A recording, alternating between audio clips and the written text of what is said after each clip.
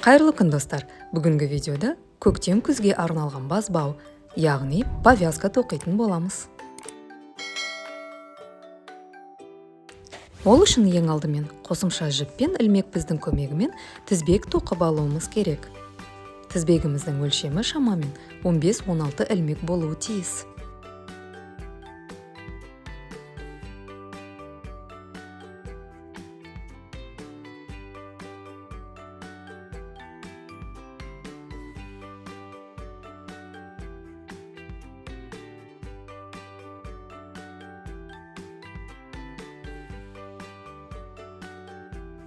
Ендігі кезекте тізбектің артқы ілмектерін тоқу бізімізге видеода көрсетілгендей етіп тізіп алуымыз керек. Менің бізімнің өлшемі 3,5 мм.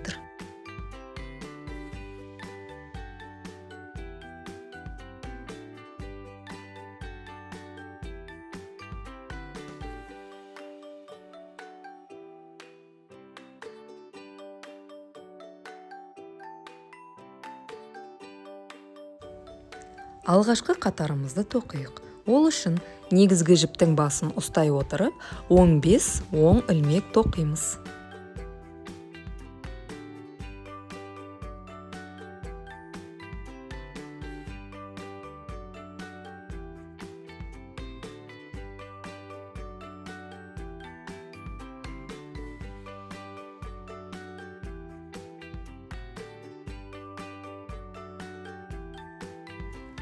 Екінші ішкі қатарымызды тоқиық. Ол үшін алғашқы және соңғы 2 ілмекті үнемі оң бетте де сол бетте де оң ілмекпен тоқимыз. Себебі олар біздің шеткі жиекті ілмектеріміз болып табылады. Қалған ортасындағы 11 ілмекті теріс ілмектермен тоқып шығамыз.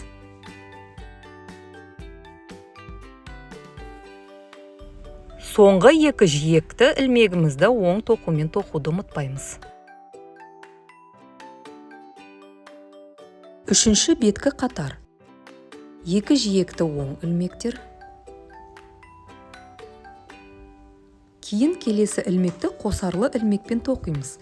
Яғни бір ілмекті артқы қабырғасынан және алдыңғы қабырғасынан тоқып қосарлатамыз. Кейін 9 ілмек. 1, 2, 3, 4, 5, 6, 7, 8, 9. Назар аударсаңыздар, соңғы қосарланатын ілмектің тұру қалпын ауыстырып алдым.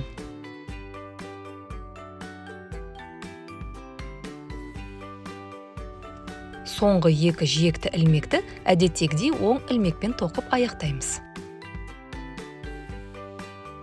Төртінші теріс қатарда алғашқы және соңғы 2 ілмекті оң ілмекпен тоқуды ұмытпаймыз.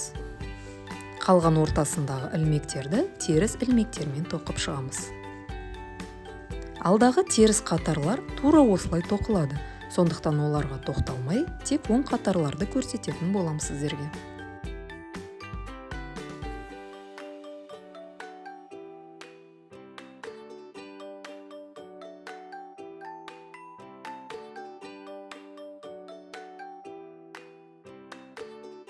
Бесінші оң қатарымызды тура 3-ші қатар сияқты тоқып шығамыз.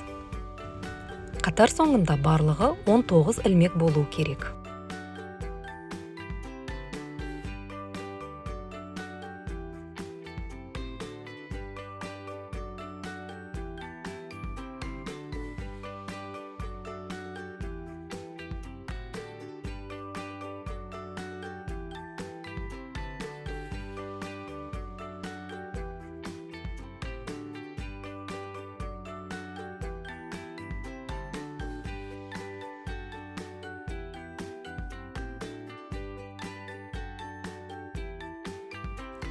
Жетінші қатарды да 3-ші және 5-ші қатар сияқты тоқып шығамыз.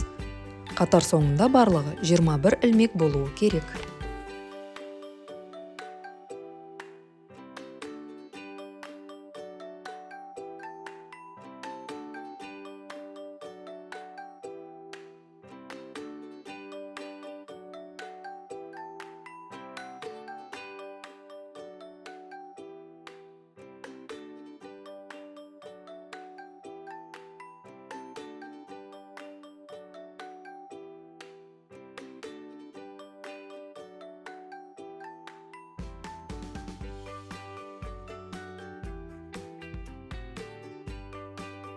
Ары қарай 21 ілмегімізді қоспасыз керекті ұзындыққа дейін тоқып шығуымыз қажет.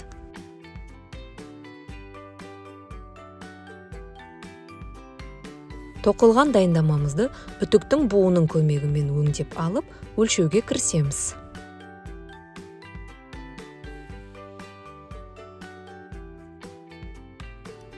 Тоқылған дайындаманың кеңейген бөлігін өлшеп көрейік.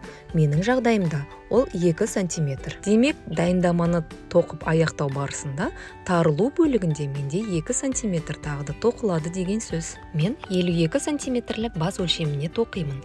Бірақ баста жақсы тұру үшін 2 сантиметрін азайтып 50 сантиметр тоқуым керек. Дайындаманың өлшемі маған тура келді. Ендігі кезекте тарылу бөлігін тоқуға кірісейік. Ол үшін әдеттегідей алғашқы 2 жиекті ілмекті оң ілмекпен тоқып аламыз. Келесі 2 ілмекті біріктіріп, оң ілмек тоқимыз. Кейін 13 ілмек тоқуымыз қажет. 1, 2, 3, 4, 5, 6, 7, 8, 9, 10, 11, 12, 13. Келесі ілмектердің орнын ауыстырып, видеода мұқият қараңыздар. Екеуін біріктіріп, оң ілмек тоқимыз. Соңғы жиекті ілмектерімізді оң тоқумен тоқып, қатарымызды аяқтаймыз. Тарылу бөлігіміздің 3-ші қатары тура 1-ші қатар сияқты тоқылады. Алғашқы 2 жиекті оң ілмек,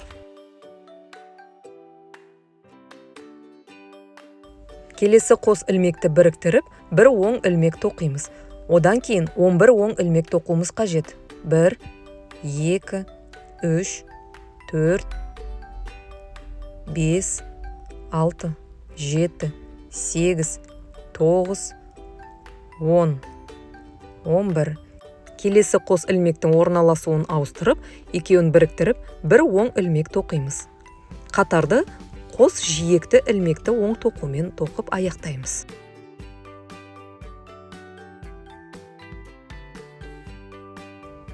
Тарылу бөлігіміздің 5-ші қатары 1-ші және 3-ші қатар сияқты тоқылады.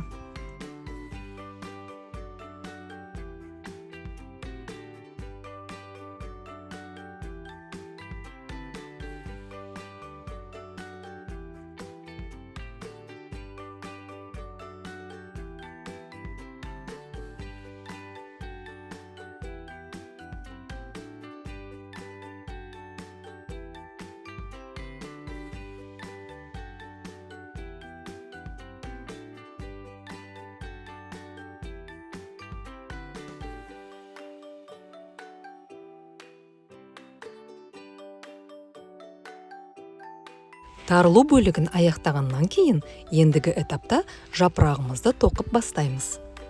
Ол үшін ең алдымен тоқыма бізімізді өлшемі 0,5 мм кіші бізге ауыстырып, өзгеріссіз 2 қатар тоқып аламыз.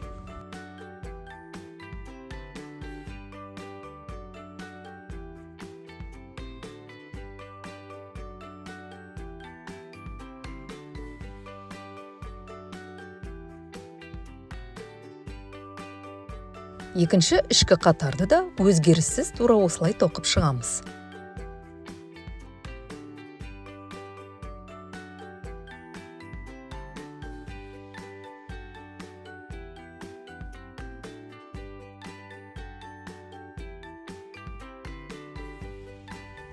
Үшінші беткі қатар 2 жиекті оң ілмек, кейін 4 оң ілмек тоқимыз. Орталық 3 ілмекті теріс тоқимыз.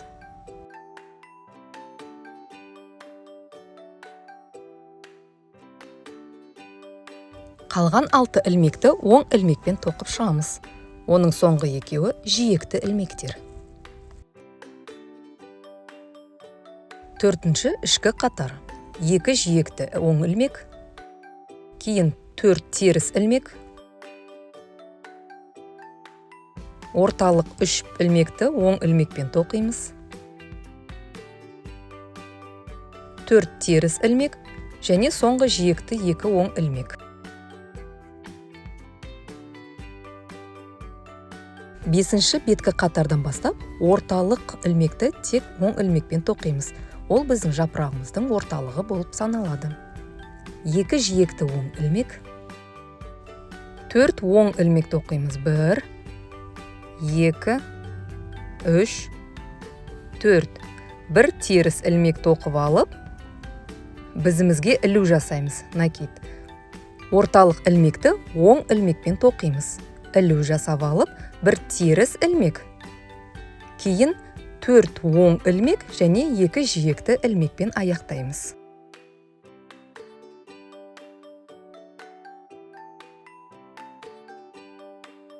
Алтыншы ішкі қатар. 2 жиекті ілмек. 4 теріс ілмек.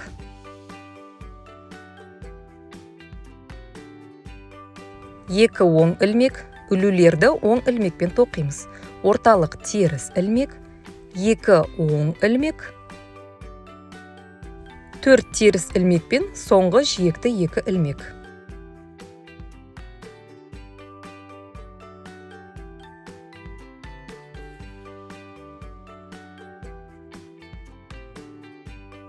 Жетінші беткі қатар. 2 жиекті оң ілмек. 4 оң ілмек.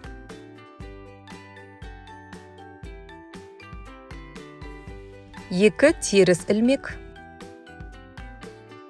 Ілу. Орталық оң ілмек. Ілу. 2 теріс ілмек.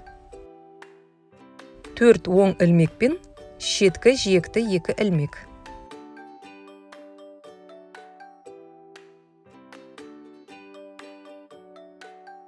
Сегізінші ішкі қатар.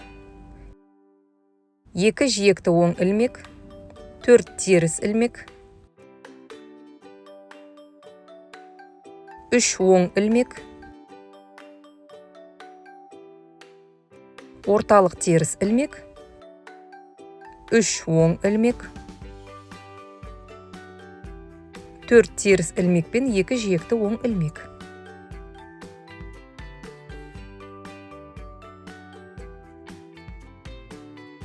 Тоғызыншы беткі қатар. 2 жиекті оң ілмек. 4 оң ілмек. 3 теріс ілмек. Ілу. Орталық оң ілмек. Ілу. 3 теріс ілмек. 4 оң ілмекпен жиекті 2 оң ілмек.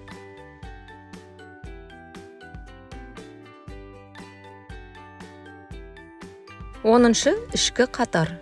2 жиекті оң ілмек. 4 теріс ілмек.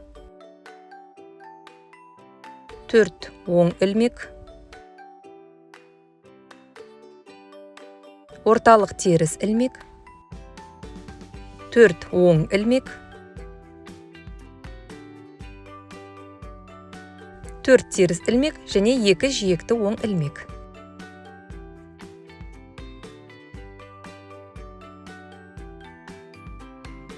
11-ші беткі қатар. Орталық ілмекті белгілеп қойдым. 2 оң ілмек. 4 оң ілмек. 3 теріс ілмек. 4-ші теріс ілмекті оң ілмекпен тоқимыз. Ілу жасаймыз. Орталық ілмек. Ілу. Оң 1 ілмек. 3 теріс ілмек. 4 оң ілмекпен 2 жиекті оң ілмек.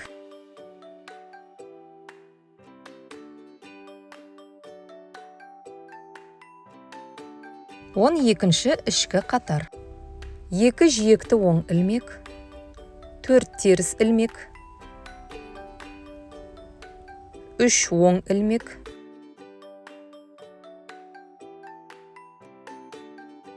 5 теріс ілмек. Ілулерді теріс ілмекпен тоқимыз. 3, 4, 5. 3 оң ілмек, 4 теріс ілмек және шеткі жиекті 2 оң ілмекпен аяқтаймыз.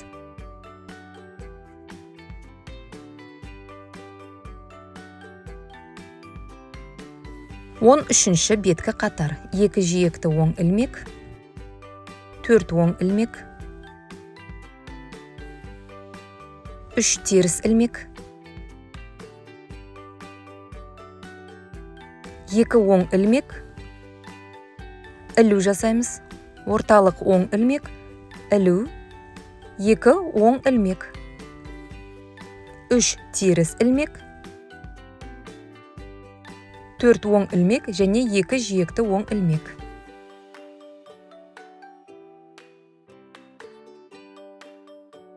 Он төртінші ішкі қатар. 2 жиекті оң ілмек, 4 теріс ілмек, 3 оң ілмек, 7 теріс ілмек,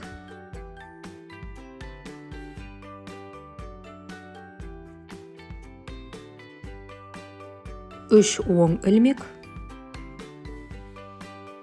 4 теріс ілмек және 2 жиекті оң ілмек.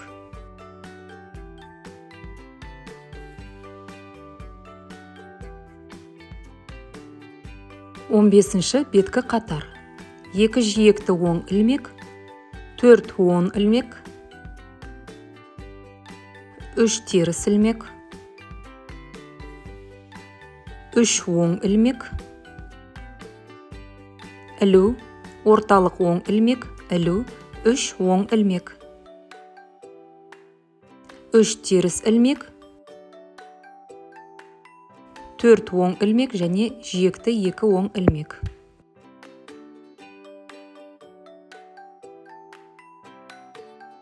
16-шы ішкі қатар. 2 жиекті оң ілмек, 4 теріс ілмек, 3 оң ілмек, 9 теріс ілмек,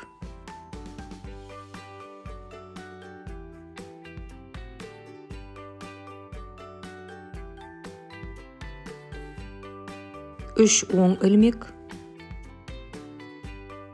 4 теріс ілмек және 2 жиекті оң ілмек.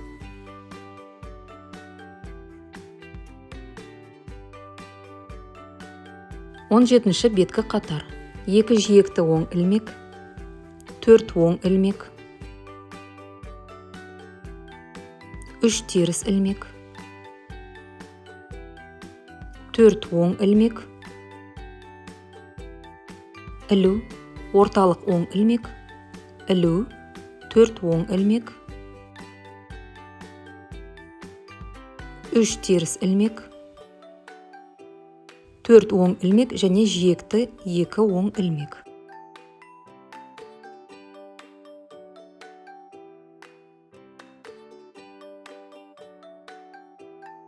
18-ші ішкі қатар. 2 жиекті оң ілмек, 4 теріс ілмек, 3 оң ілмек, 11 теріс ілмек,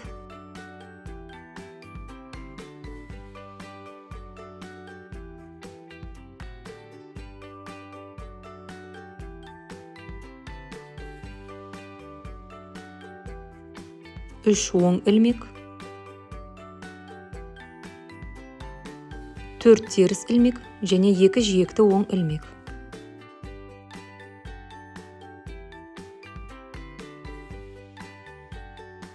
19-шы беткі қатар. 2 жиекті оң ілмек, 4 оң ілмек. Осы қатарда 3 теріс ілмектің біреуін қысқартамыз. Ол үшін екеуін бірге біріктіріп, 1 теріс ілмек тоқимыз. Арғарай 11 оң ілмек.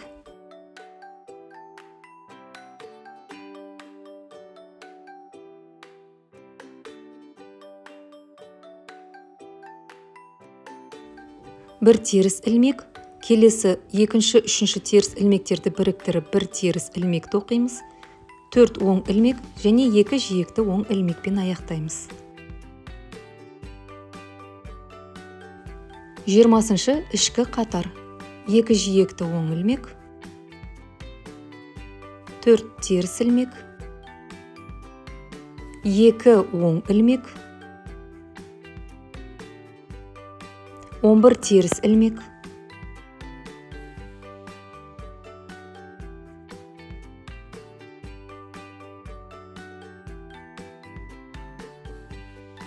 2 оң ілмек, 4 теріс ілмек және 2 жиекті оң ілмек.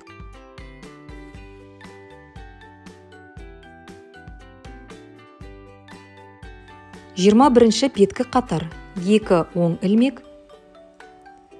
4 ілмектің екеуін біріктіреміз. Ол үшін 2 ілмекті біріктіріп, 1 оң ілмек тоқып аламыз. 2 теріс ілмек, 11 оң ілмек,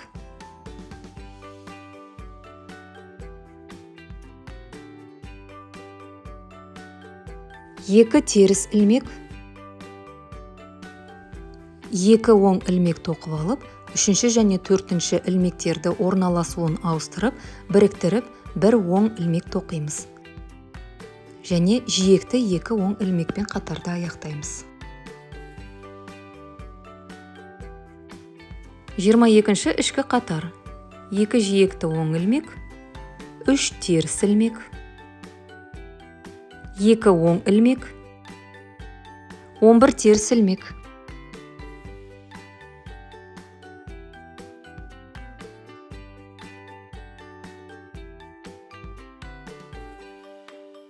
Екі оң ілмек, 3 теріс ілмек және 2 жиекті оң ілмек.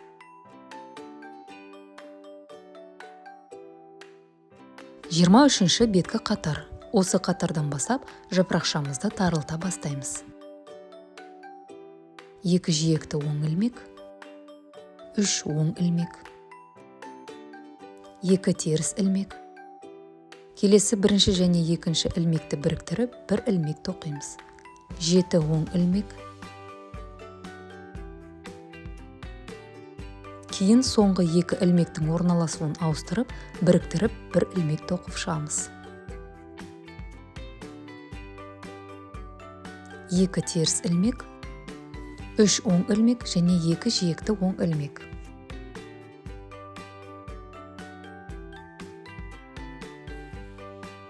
Жиырма төртінші ішкі қатар.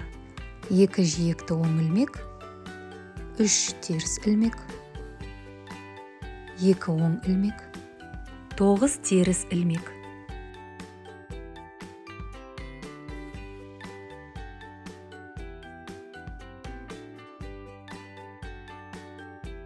Екі оң ілмек, 3 теріс ілмек және жиекті 2 ілмек.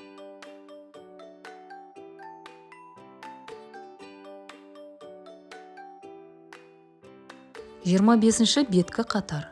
2 жиекті оң ілмек, 3 оң ілмек, 2 теріс ілмек. Екеуін біріктіріп 1 оң ілмек тоқимыз. Ортасында 5 оң ілмек. Шеткі 2 ілмектің орналасуын ауыстырып, біріктіріп, оң ілмек тоқимыз. 2 теріс ілмек, 3 оң ілмекпен 2 жиекті оң ілмекпен аяқтаймыз. 26-шы ішкі қатар. 2 жиекті оң ілмек, 3 теріс ілмек, 2 оң ілмек, 7 теріс ілмек.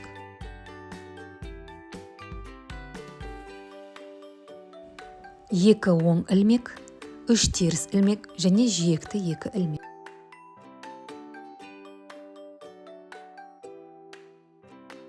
27-ші беткі қатар. 2 жиекті оң ілмек, 3 оң ілмек, 2 теріс ілмек.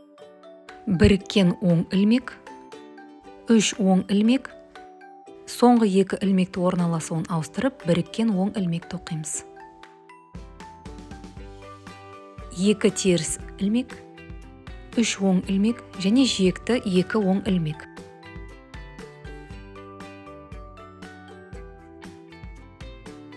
28-ші ішкі қатар. 2 жиекті оң ілмек, 3 теріс ілмек, 2 оң ілмек, 5 теріс ілмек, 2 оң ілмек, 3 теріс ілмек және жиекті 2 ілмек. 29-шы беткі қатар. 2 жиекті оң ілмек, 3 оң ілмек, 2 теріс ілмек, біріктірілген оң ілмек, орталық бір оң ілмек және соңғы 2 ілмекті де біріктіріп оң ілмек тоқимыз. 2 теріс ілмек, 3 оң ілмек. 2 жиекті оң ілмекпен аяқтаймыз. 30-шы ішкі қатар. 2 жиекті оң ілмек, 3 теріс ілмек, 2 оң ілмек, 3 теріс ілмек, 2 оң ілмек, 3 теріс ілмек және жиекті 2 оң ілмек. 31-шы беткі қатар. Осы қатарда жапырағымызды жауып аяқтаймыз. 2 жиекті оң ілмек, 3 оң ілмек, 2 теріс ілмек. Мұнда асықпай мұқият болыңыздар. Бірінші және екінші ілмектердің орнын біздің артқы жағынан орындарын ауыстырып аламыз.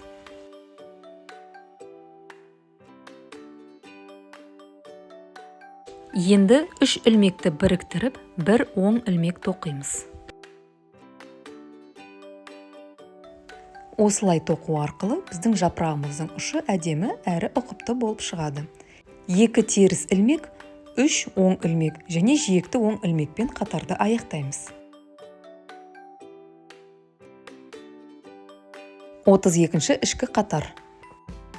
Жиекті 2 оң ілмек, 3 теріс ілмек, 5 оң ілмек,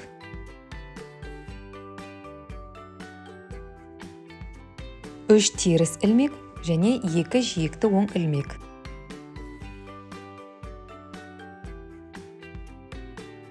33-ші беткі қатар. Әрі қарай тоқуымызды орталық 3 ілмекті біріктіріп тоқу арқылы қысқартамыз. 2 жиекті оң ілмек, 3 оң ілмек, 1 теріс ілмек. Келесі ілмекті жай іліп алып, 2 ілмекті біріктіріп, теріс бір тоқу тоқимыз. Кейін іліп алған ілмегімізді тоқылған ілмектен өткізіп аламыз. Жібіміздің етегін қаттырақ тартып, тоқуымызды жалғастырамыз. 1 теріс ілмек, 3 оң ілмек, 2 жиекті оң ілмек. 34-ші ішкі қатар. 2 жиекті оң ілмек, 3 теріс ілмек, 3 оң ілмек, 3 теріс ілмек және жиекті 2 ілмек. 35-ші беткі қатар. Мұнда да орталық теріс 3 ілмекті біріктіріп тоқимыз. 2 жиекті оң ілмек, 3 оң ілмек, 1 ілмекті іліп алып, 2 ілмекті біріктіріп тоқимыз. Кейін жай ілінген ілмекті тоқылған ілмектен өткіздіріп, жіптің етегін тартамыз. 3 оң ілмек және жиекті 2 ілмекпен аяқтаймыз.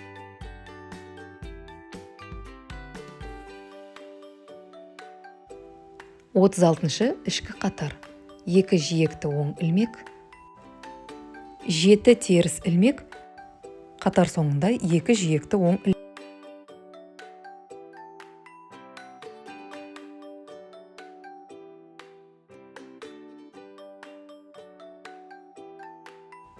37-ші беткі қатар. Мұнда да орталық үшеуін біріктіреміз.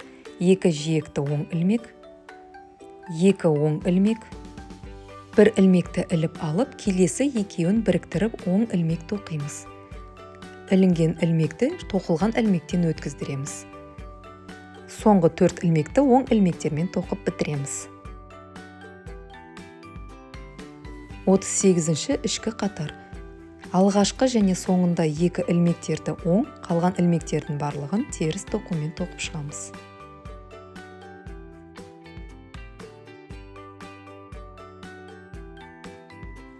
Отыз тоғызыншы беткі қатар. 2 жиекті оң ілмек, 1 ілмекті тоқып аламыз. 3 ілмекті біріктіру әдісімен тоқимыз. Алдыңғы қатарлардағындай. Қалған 3 ілмекті оң тоқумен тоқып аяқтаймыз.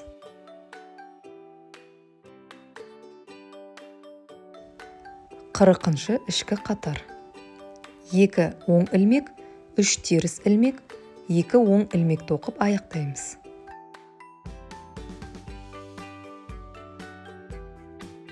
Қырық бірінші беткі қатар. 2 оң ілмек, орталық ілмектерді алдыңғы қатардағындай біріктіру әдісімен тоқып аламыз. Қатар соңында 2 жиекті оң ілмек.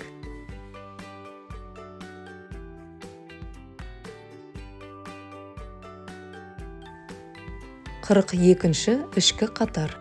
2 оң ілмек, 1 теріс ілмек және 2 оң ілмекпен аяқтаймыз. 43-ші беткі қатар.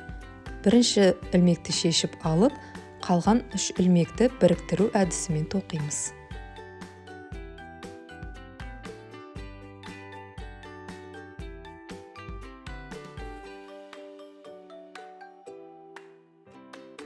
Соңғы ілмекті оң ілмекпен тоқимыз. 44-ші қатар. 1 оң ілмек, 1 теріс ілмек және 1 оң ілмекпен қатарда аяқтаймыз. 45-ші қатар. Тоқуды біріктіру әдісі арқылы аяқтаймыз.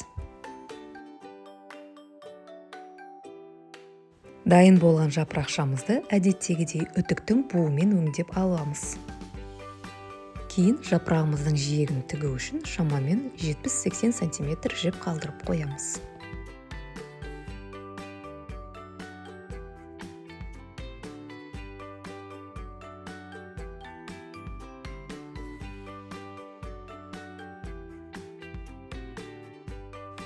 Ендігі кезекте тоқымамыздың екінші етегіндегі жіптердің басын бізімізге тізіп алуымыз керек.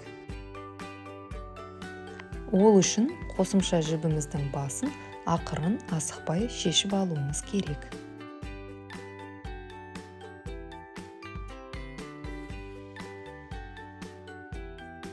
Кейін видеода көрсетілгендегіндей асықпай ілмектердің барлығын бізімізге тіземіз. Сіздер асықпай мұқият болыңыздар, себебі қатардың басында мен бір ілмекті іліп алуды ұмытып кетіппін. Видеода қатар соңында ұмытылған ілмекті көрсетемін.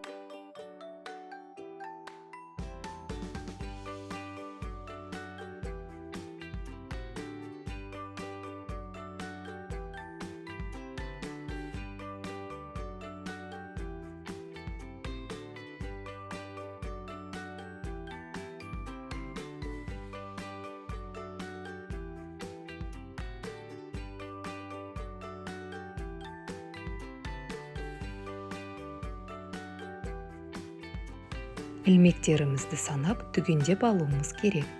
Қатар соңында бізде барлығы 15 ілмек болуы керек. Мінекей қатар басында мен осы жердегі бір ілмекті іліп алуды ұмытқан болатынмын. Қайтадан санап түгендеп алғаннан кейін жіптің етегін ұзартуға кірістім. Мен жіптің біріктірудің осы әдісін ұнатамын, себебі біріккен жіптің басы мүлдем білінбей кетеді. Ол үшін жібіміздің ұшы жұқарғанша темір тарақпен тарап аламыз. Екінші жіптің басын тура осылай өңдеп аламын. Екі жіпті бірін үстіне бірін қойып, алақанның көмегімен үйкелей бастаймын. Процесті тездету үшін кішкене су қолдансаңыздар болады.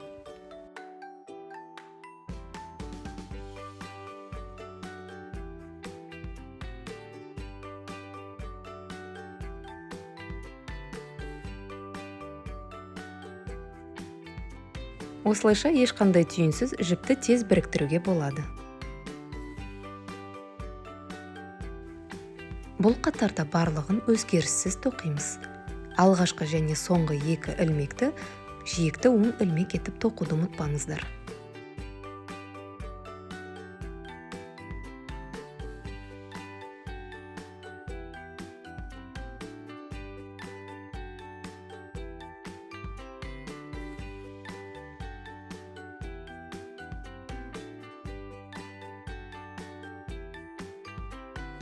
Бұл қатарда алғашқы тоқылған жапырақшамыз өтетін тесік тоқимыз. Екі жиекті оң ілмекті тоқып алып, ортасындағы 11 ілмекті жабамыз. Видеода ілмекті жабудың екі түрін көрсетемін. Сіздер өздеріңізге қолайлысын тауып, сол бойынша тоқсаңыздар болады. Бірінші әдіс бойынша екі ілмекті біріктіріп тоқып аламыз. Кейін тоқылған ілмекті қайтадан бізге қайтарып, тура солай ары қарай тоқимыз.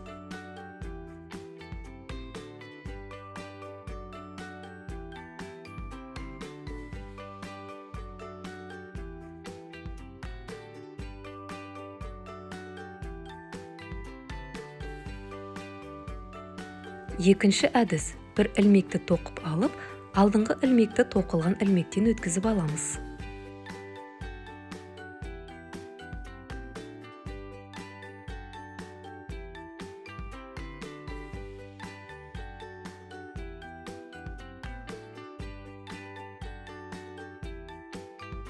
Маған бірінші әдіс қолайлы болғандықтан, сол бойынша жалғастырамын.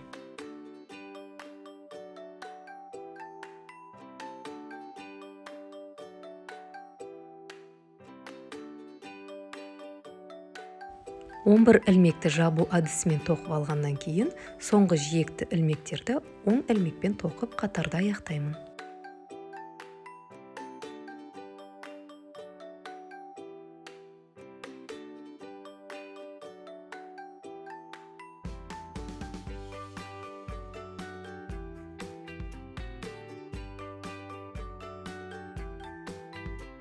Келесі қатарда екі жиекті оң ілмекті тоқып аламыз. Келесі алдыңғы қатарда жабылған ілмектердің орнына жаңа 11 ілмек тіземіз.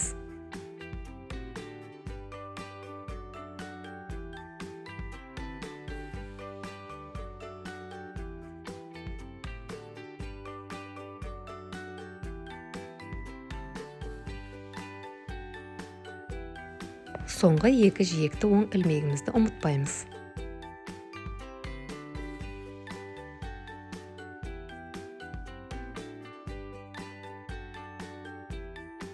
Келесі қатарымызда алғашқы және соңғы екі ілмекті жиекті оң ілмек етіп тоқимыз. Қалған ортасындағы 11 ілмектің барлығын оң ілмектермен тоқып шығамыз.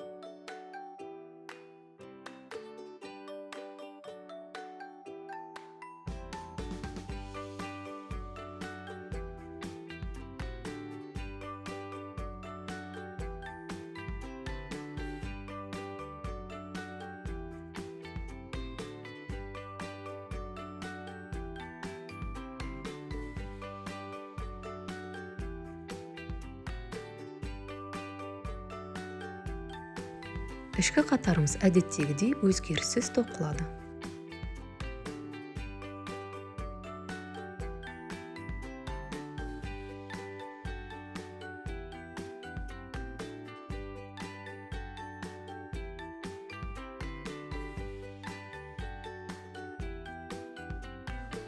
Екінші жапырақшамыз тура бірінші жапырақша сияқты тоқылады. Сондықтан бұл жапырақшаны еш комментарийсіз тоқимын. Видеода түсінікті көрсетілген, сондықтан сіздерде ешқандай сұрақ туындамайды деген ойдамын.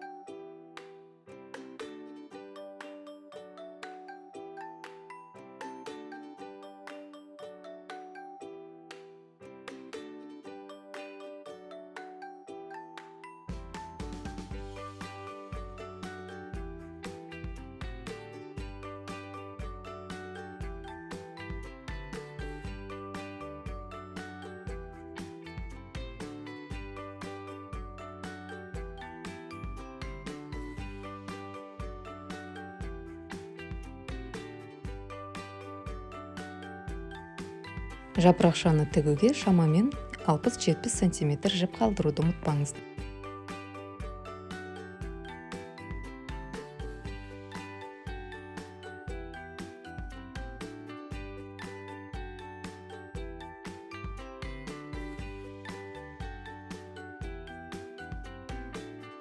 Жапырақшаларды орналастырғаннан кейін ортасына жолақ тоқимыз.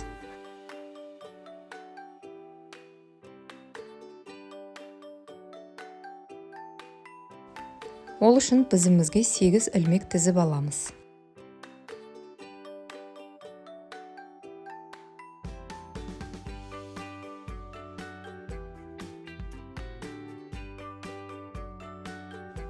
Сегіз ілмектің барлығын оң тоқумен тоқып шығамыз.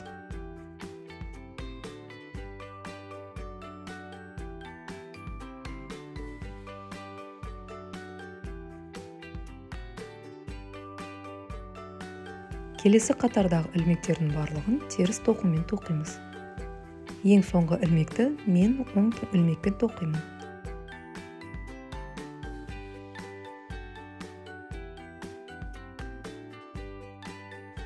Осылайша қажет ұзындыққа дейін жолағымызды тоқып шығамыз.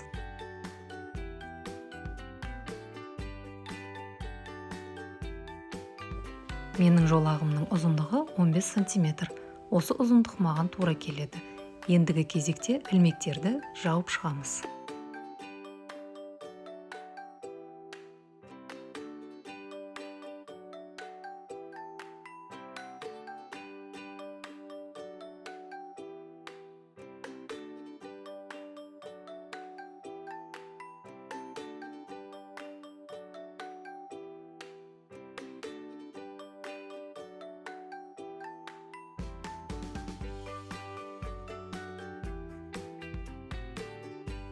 Жолағымызды тігу үшін жіп қалдыруды ұмытпаңыздар.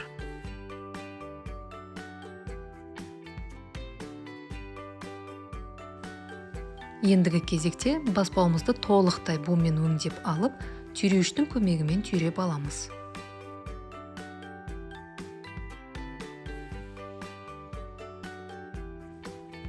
Осы этапта баспауды басқа киіп көріп, өлшемін туралап алсаңыздар болады.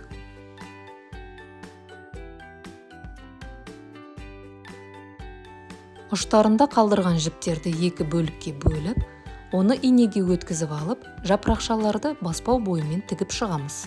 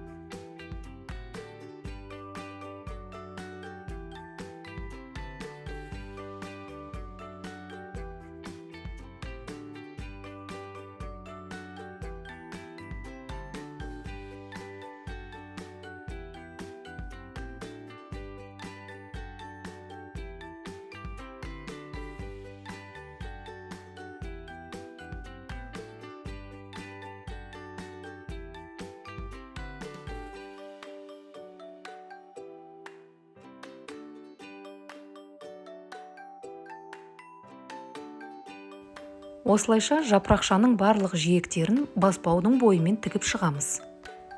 Соңғы кезекте жолақты екі жапырақтың ортасына қойып, иненің көмегімен тігіп шығамыз.